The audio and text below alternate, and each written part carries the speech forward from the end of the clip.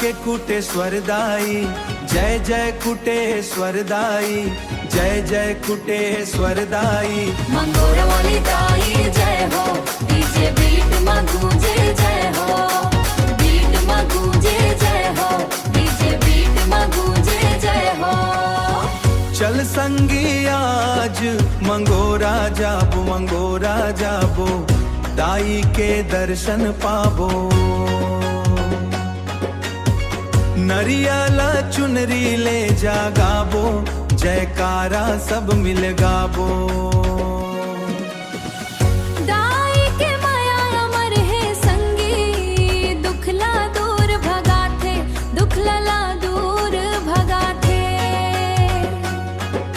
सच्चा मन ले जे हाँ जाथे, आवो ओखर झोली भर जाथे। जय जय कुटेश्वरदाई, तोर महिमा सबसे न्यारी। ढोल मांडर बाजे संगवरी, नाचे दुनिया सारी, नाचे दुनिया सारी, नाचे दुनिया सारी।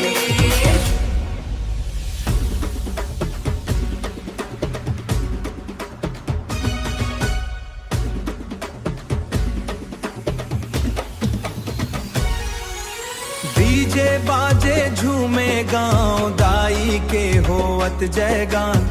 मंगोरा के पावन धामा बरसत है वरदान।